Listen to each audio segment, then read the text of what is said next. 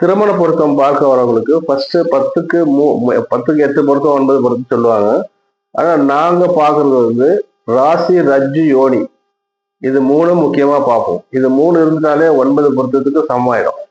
Next வந்து தோஷ சாமியம் பார்ப்போம். தோஷ சாமியம் செவ்வாய் தோஷம், கலத்திர தோஷம், அடுத்து கலத்திர சிறப்பு விதி, அடுத்து வந்து ஆயுள் தோஷம், அடுத்து காலசர்ப தோஷம். இது மொத்தமா வந்து 5 விதமா தோஷங்களை சமயமா இருக்கா பார்ப்போம். அதுக்கு அடுத்த கட்டமா தசாபுத்தி. 2 தசாபுத்தியை வந்து அதாவது 2 தசை நட்பா இருக்கா பகையா இருக்கா. நட்பா இருந்தா சேர்க்கலாம், பகையா இருந்தா சேர்க்கலாம். சூரியன் சனி சேர்க்கக்கூடாது. இந்த மாதிரி ஒரு சில தசாபுத்தி பார்ப்போம். அதுக்கு அடுத்த கட்டமா வந்து கட்ட பொருத்தம் பார்ப்போம். கட்ட பொருத்தம்னா ஜாதகத்துல ஒரு லக்னத்துக்கு 2, 7 அந்த 2, 7 ஆண் ஜாதகத்துல இருக்க 2, 7 கிரகம் பெண் ஜாதகத்துல 6, 8, 12 மறையக்கூடாது. அதே போல பெண் ஜாதகத்துல இருக்க 2, 7 கிரகம் ஆண் ஜாதகத்துல 6, 8, 12 மறை.